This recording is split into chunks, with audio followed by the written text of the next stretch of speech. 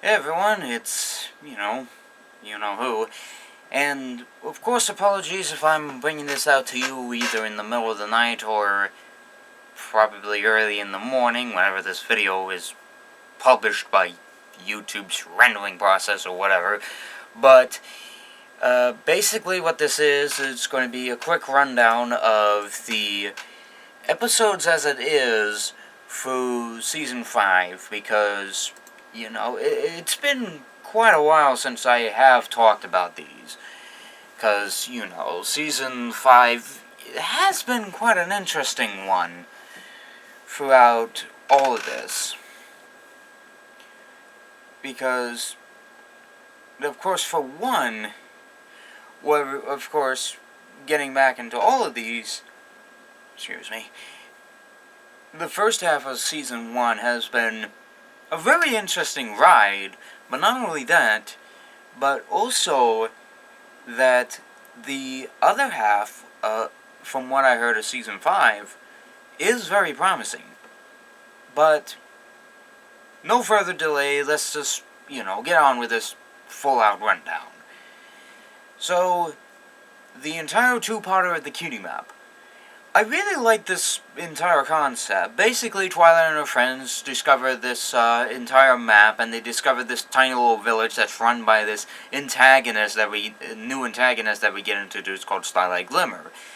And she is running this equalized village, where, of course, everyone has the exact same cutie marks, and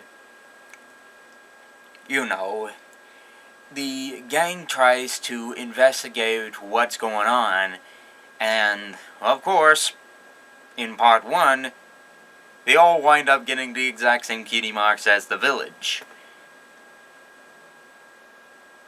I just realized I winded up throwing an M. Night Shyamalan title in there. Never mind. Basically, part 2 continues off where part 1 goes off.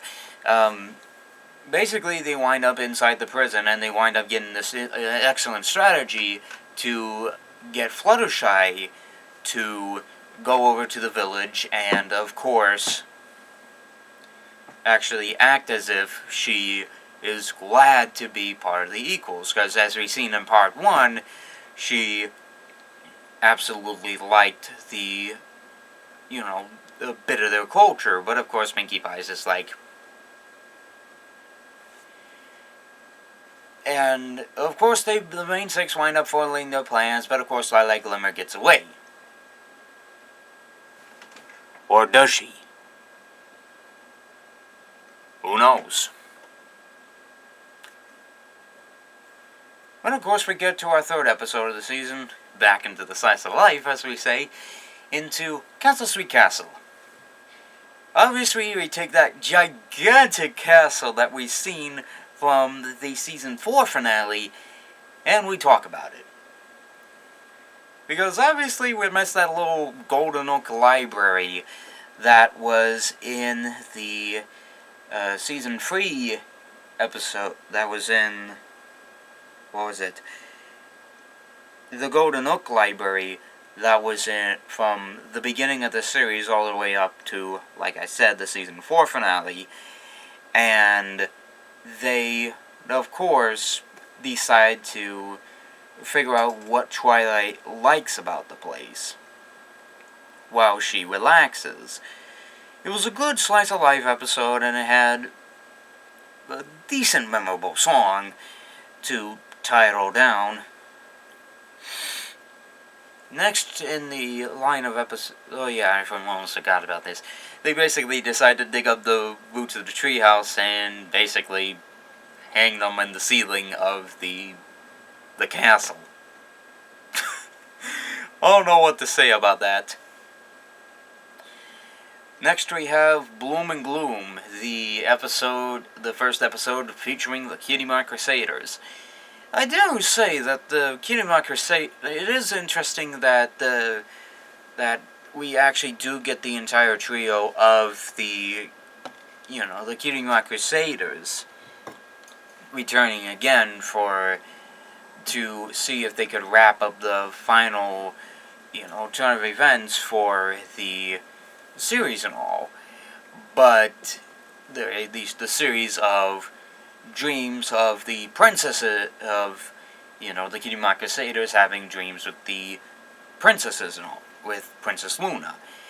In this one, Apple Bloom winds up having this dreamception that she winds up, one moment becoming a Twittermite exterminator, then the next thing you know, not having a cutie mark, then winds up seeing her other friends have a cutie mark, and then see her friends having dreams that they wind up exceeding in something and then failing at it. It's a really good lesson. The episode in it, like I said, it did present a good overall lesson, but where do I go with this? It had a really, really great lesson going for it, and definitely overall. And if you could wrap your head around the dreamception, it's well worth the watch. Next we have Tanks for the Memories, which is the practical children's version of, what was it? The 7 Stages of Grief? I forget the number, but it's basically Rainbow Dash tries to fight off Winter for a pet tortoise. Which, of course, her tortoise winds up trying to fall asleep. And, of course, Rainbow Dash is trying to do as much as he can to prevent her tortoise from falling asleep. Which, unfortunately, does not work out so very well. It has subtle references to The Grinch and Game of Thrones. Plus, you mustn't forget that memorable face that Rainbow Dash makes. And, of course, that really good sorta Let It Go-like song that Ashley Ball sings. It really shows off her really great talent on her singing vocals. And if you want to catch more of her musical talents, check out her band Hey Ocean. It's well worth a listen. Next we have Appaloosa's Most Wanted. I'll be frank with you. Appaloosa's Most Wanted is not an interesting episode. So, in this one, the whole town frets over a horse. Yes, an actual horse, who literally mistakes his cutie mark over something else. Who mistakes one talent over something else. He tries going for a rodeo talent, but when he winds up getting his cutie mark, it winds up actually being for clown rodeo, for the clown rodeo.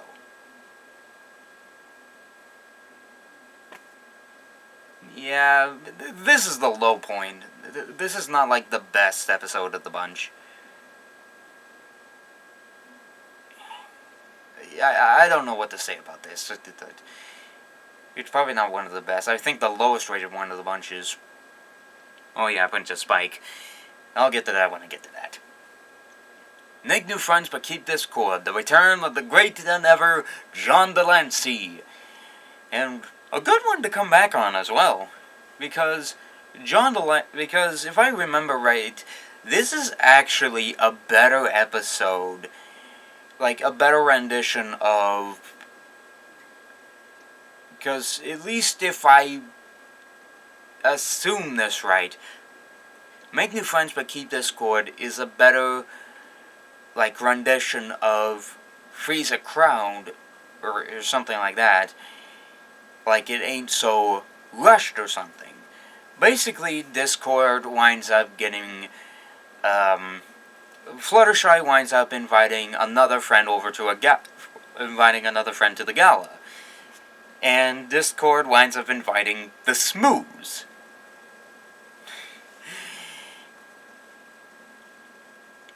And of course, hijinks ensue, including references to Metal Gear Solid, and The Shining, and every comedian on demand, like Rodney Dangerfield, and just so many that it's hard to keep count of. It's just a really good Discord episode. Oh yeah, and Fluttershy's friend is named Treehugger. Great episode overall. It's probably one of Discord's finest and amazing. Next one we have is the 99th episode, The Lost Treasure of Griffinstone. The sort of cutie map episode, but squeezed into a 23-minute episode. And like I said, how did they do? I think they did very well with this. Basically, Pinkie Pie and Rainbow Dash wind up, how did they do that? Oh yeah, right. Basically, Pinkie Pie and Rainbow Dash wind up traveling to a town that Gilda is in called Griffinstone. And Pinkie Pie and Rainbow Dash wind up making two very different assumptions that would wind up making their economy, wind up restoring their economy. And it turns out Pinkie Pie's way is the way to go. And of course, kindles their old friendship. And of course, it's a good return to Gilda, because I honestly never thought I'd see the return of Gilda again. The great episode overall, and it's probably one I'll come back to again. And of course, Pinkie Pie is always hilarious. Next we have the 100th episode written by Larson. Slice of Life. So, the one focused on the background ponies. Where do I begin with this? You got one moment where I believe a pony named Doctor or something is trying to get his suit tailored by someone else other than Rarity, which the main six are trying to fight off this bugbear, Lyra and Bon Bon. Well, they're setting up the wedding, but then the next thing you know, Bon Bon winds up going off to fight off the bugbear in disguise. And, was it Derpy trying to find the right flowers for the wedding? And then, was it Octavia and Vinyl Scratch, or DJ Pony, as they wind up traveling throughout the town in the probably most awesome setup you'll ever see in the entire town. And probably the best lesson in the entire half of this season. It is probably overall one of my favorites out of all this by Larson. And I believe it holds up ground even to this day. We hit episode 101 with believe it or not, the lowest rated episode of season 5 with Princess Spike. So, where do I begin? So many confrontations could have been avoided. So, basically, Twilight overworked herself, and Spike winds up making orders for himself. And other than the Fargo pony, and that ending that just abruptly ends, that's all I can think of. That's all I can remember. Just Froggle Pony and that ending. That's it.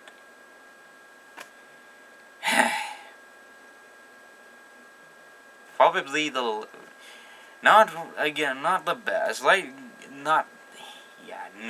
Just no. Next one we have is, Pinkie Pie's in an episode. Sort of. Called Potty Poot. This one, some yaks called, yaks from a tribe from a northern city called Yakistan winds up coming in, and no matter how many times they try to disguise whatever they, as yak stuff, they wind up going into extreme rage over something. And Pinkie Pie tries to do whatever she can, and winds up deciding to go into the Yak's village, but ultimately winds up traveling back via sled. Traveling back to Ponyville via sled. And of course the main six finds out that she is probably a spy, because she keeps basically her files on just about everyone, including Twilight Sparkle, who has a few quesadillas.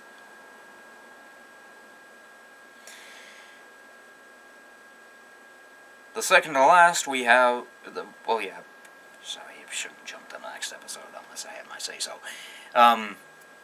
So, Potty Pooped it has, this great concept over him. I mean, the yaks just didn't have, this really, really short fuse like a GTA 5 character, like a Grand Theft Auto character. I'd probably at least they would have some redeemable likings to them. At least the memorable moments to that was Pinkie Pie being part of the Beatles and what else? The Twilight and Quesadillas thing.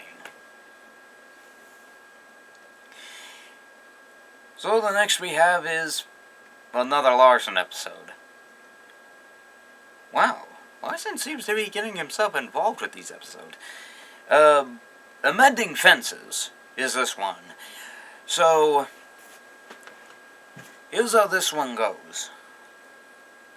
Basically, Twilight remembers all of her Ponyville friends, but unfortunately, she winds up just about forgetting all of her Camelot friends.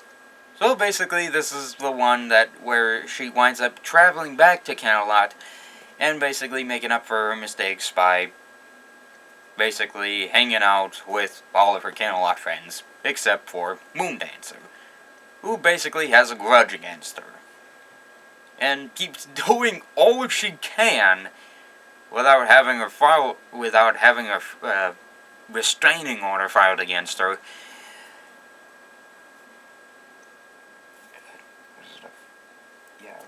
Without having a restraining order filed against her, to, rekindle the friendship. And of course, they do rekindle their friendship between both her and Moondancer. It's a good episode, and overall, it's a really great episode, and I do say that my mind has changed on the episode, and it's a great, great, great lesson overall on how they present it. In just the way Moondancer was just threatening Twilight Sparkle. I mean, jeez, man. That was pretty blunt. Oh yeah, and of course, just about as a day after the episode came out, I noticed the starlight glimmer in the background. And possibly, she may be plotting something. Maybe. I'll tell you a bit after the last episode of the F1. Alright, so, Do Princesses Dream of Magic Sheep? The Luna episode. So, this is the last episode that we have for the gap between this and the rest of Season 5. And what do I think of Princess's Dream of Magic Sheep? If you remember the vlog, I think I said it very well, is that it's a great episode. And that, what was it, Jamie Thiessen and Big Jim Miller, or if I remember Big Jim Miller, if I'm even saying that name right, they do a great job of, like, giving Princess Luna the spotlight, but also making the main six also giving them the spotlight as well. And definitely the references they do put out in the episode, and especially love how they actually give Princess Big Mac a whole entire sequence in this episode. And I love it overall. So, I say that overall Season 5, at least this half of it, has been a huge success. It's a great episode overall, and it's a great success overall, and I do look forward to seeing what they do next. So, if you're looking forward to see the rest of Season 5, tell me what your thoughts are down in the comments, and, of course, what do you think Starlight Glimmer's up to in the half of this season? Because, in Mending Fences, she's in the restaurant, and she's reading that menu. Do you think, quite possibly, throughout these next episodes, she, quite possibly, maybe, could be planning something very, very big? Who knows? I didn't take a look at the animatics. I kept myself spoiler-free throughout this entire gap. I never took a look at I didn't take a look at the San Diego Comic-Con animatics. Never did. Never will. Okay, maybe for the comparison clips if they ever pop up. But I'm never taking a look at them if the episodes come up a day early. I want to keep myself spoiler-free. But, like I said, tell me what your thoughts and theories are down in the comments, and of course, I'll see you guys tomorrow for the new episode, Channel Lamp Boutique. So long!